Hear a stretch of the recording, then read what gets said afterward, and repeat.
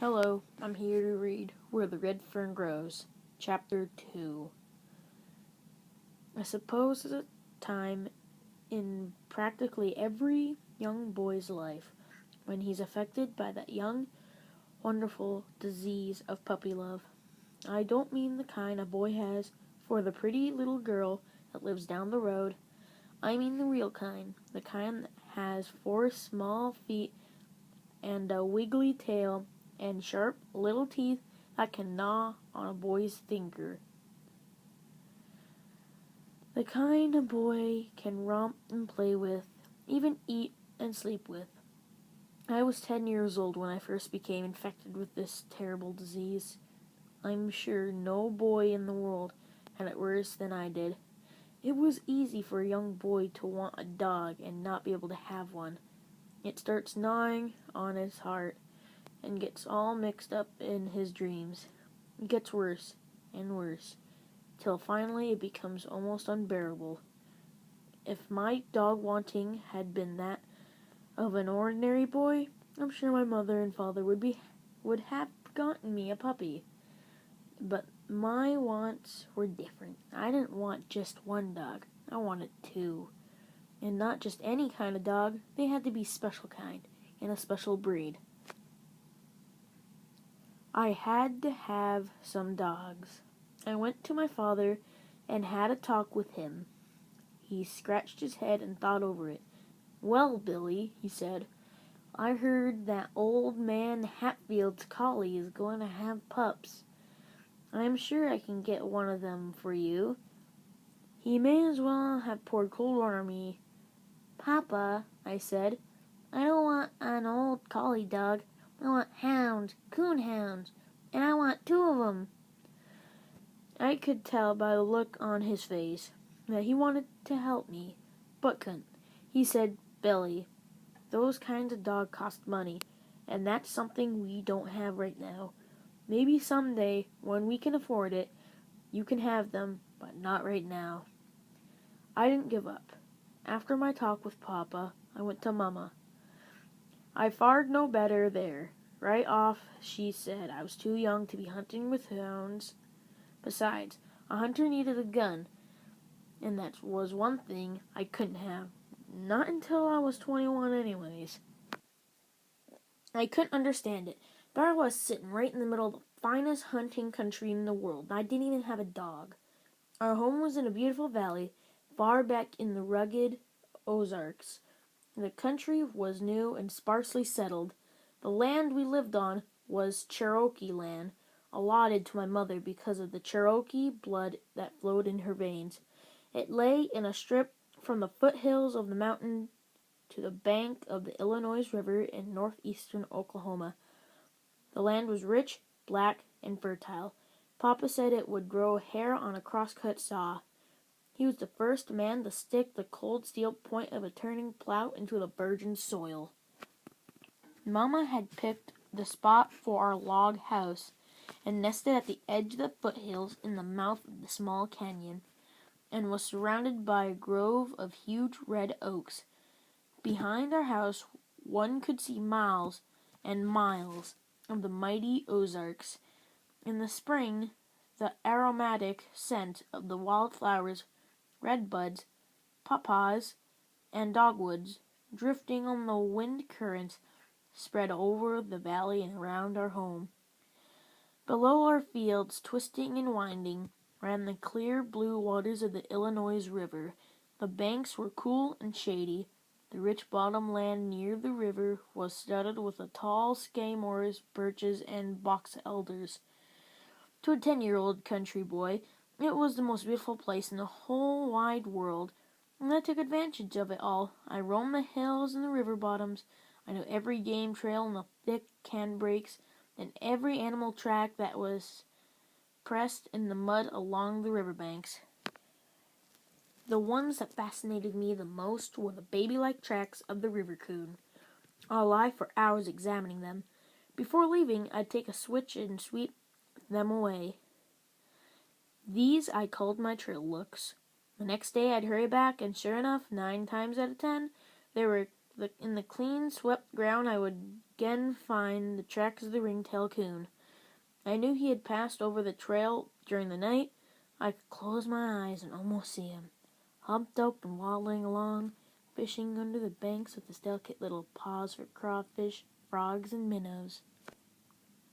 I was a hunter from the time I could walk.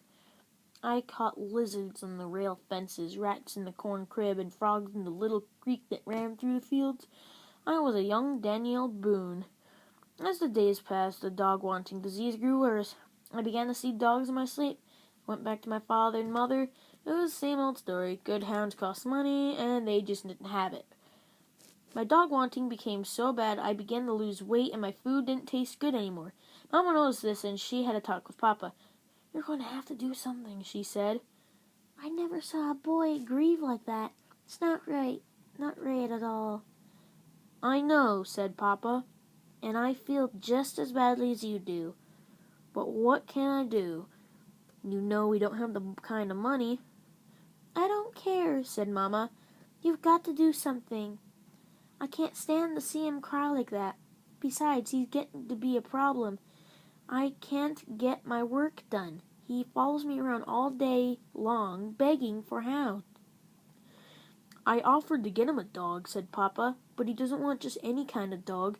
He wants hounds, and they cost money. Do you know what the Parker boys paid for 2 hounds they bought? $75. If I had that much, I'd buy another mule. I sure do need one." I had overheard this conversation from another room. At first it made me feel pretty good.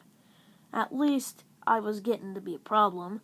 Then I didn't feel so good. I knew my mother and father were poor and they didn't have any money.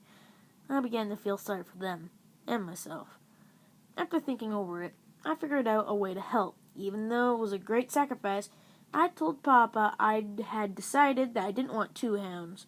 1 would be enough.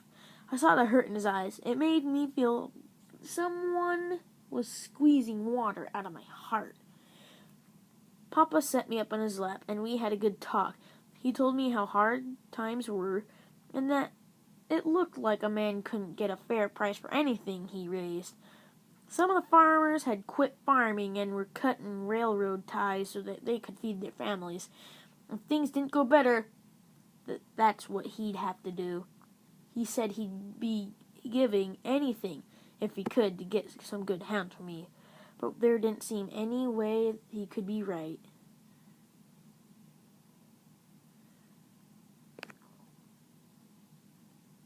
I went off to bed with my heart all torn up to little pieces and cried myself to sleep.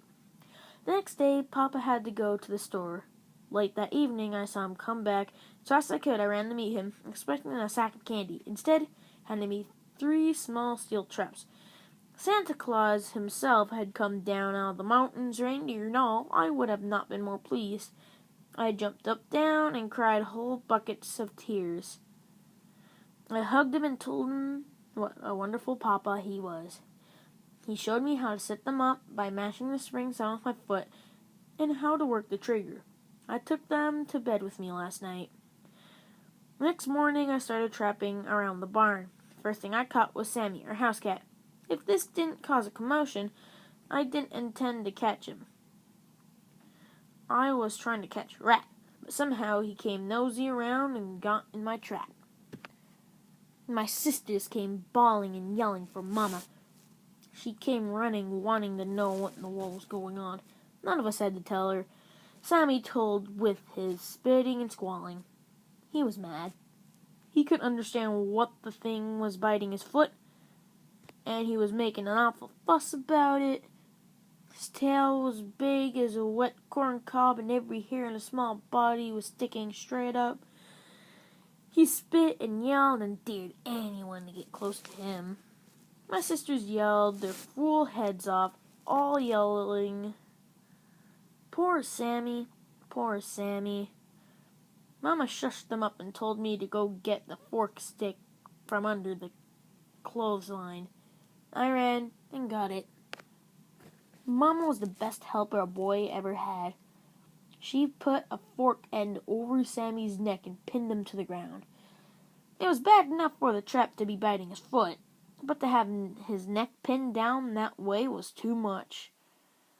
He threw a fit. I never heard such a racket in all my life.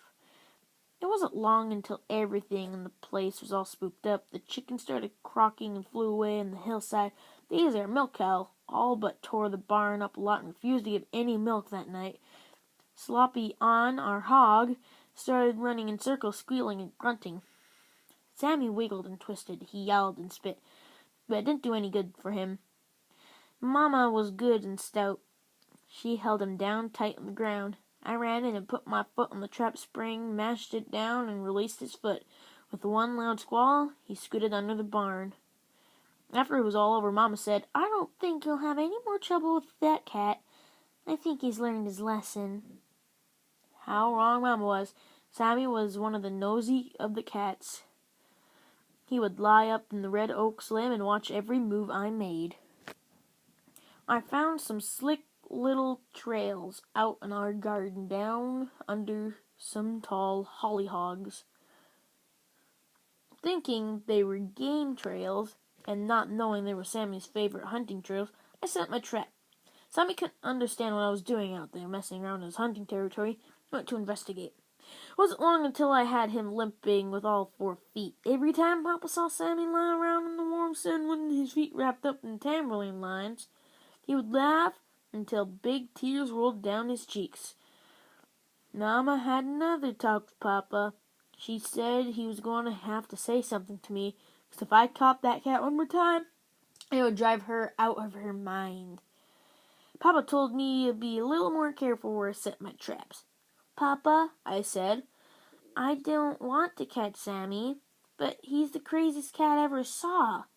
He sees everything I do, and he just has to go sniffing around." Papa looked over at Sammy. He was lying all sprawled out in the sunshine, all 4 paws bandaged, sticking straight up, his long tail swishing away and that. "You see, Papa," I said, "he's watching me right now, just waiting for me to set up my traps." Papa walked over toward the barn. I heard him laughing fit to kill. It finally got too tough for Sammy. He left home. Oh, he came in once in a while, all long and lean looking, but he never was the same friendly cat no more. He was nervous and wouldn't let anyone pet him. He would gobble down his milk and scoop the timber. Once I decided to make friends with him because I felt bad for catching him in my traps. I reached out my hand to rub his back.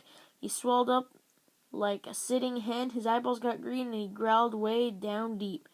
He spat at me and drew his back, his paws like I was going to knock my head off. I decided better leave him alone. In no time at all, I cleaned up the rats, and something bad has happened. I caught one of Mama's prized hens. "You got one of those young man peach tree switchings over there?" Papa told me to go down in the cane brakes back of our fields and trap. This opened up all kinds of new wonders. I caught upsons, skunks, rabbits, and squirrels. Papa showed me how to skin my game. In neat little rows, I tackled the hides of the smokehouse wall. I'd stand for hours and admire my magnificent trophies. There was only one thing wrong. I didn't have a big coon skin to add to my collection. I couldn't trap old Mr. Ringtail. He was too smart for me. He'd steal bait from the traps, spring the triggers, and sometimes even turn them over. Once I found a small stick standing upright in one of my traps. I showed it to Papa. He laughed and said stick must have fallen from a tree. It made no difference what Papa said. I was firmly convinced that a smart old coon had deliberately poked that stick in my trap. The traps helped my dog-wanting considerability. But like a new toy, the newness wore off, and I was right back from where I started. Only this time, it was worse. Much worse. I had been exposed to the feel of wildlife. I started pestering Mama again. She said, "Oh no, not this again.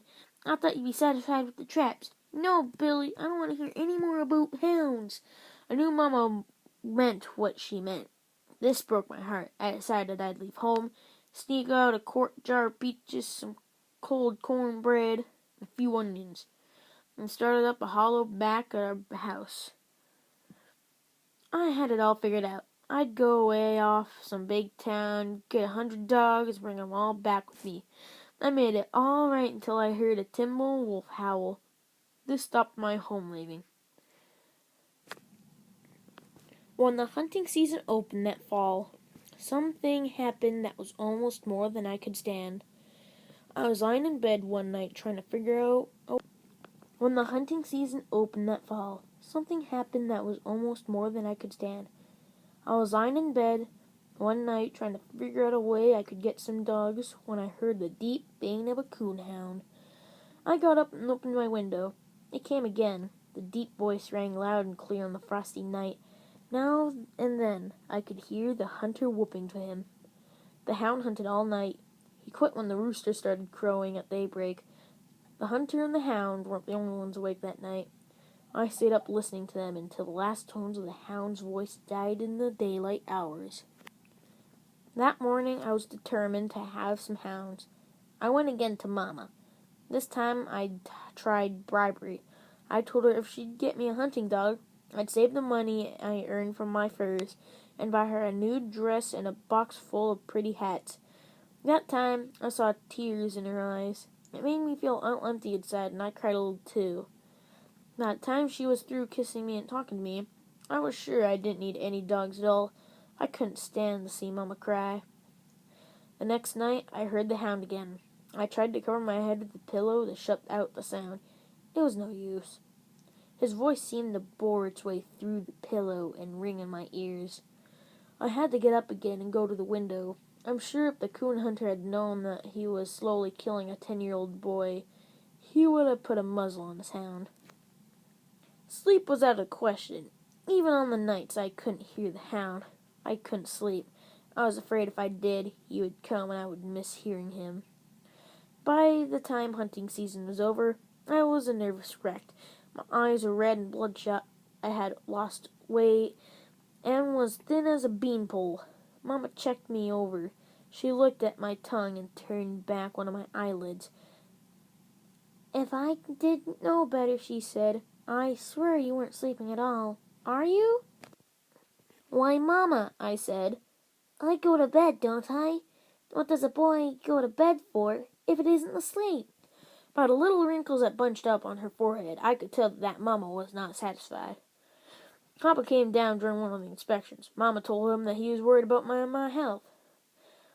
Aw, he said, there's nothing wrong with him. It's just because he's been cooped up all winter. A boy needs sunshine and exercise. He's almost 11 now, and I'm going to let him help me in the fields this summer. That'll put the muscles back on him. I thought this was wonderful. I'd finally grown up to be a man. I was going to help my papa with the farm. That was chapter 2 of Where the Red Fern Grows. I hope you enjoyed this, and no, I'm not going to wait another year to do another chapter. I promise I will do another chapter in the oncoming week. But until then, I guess see y'all later.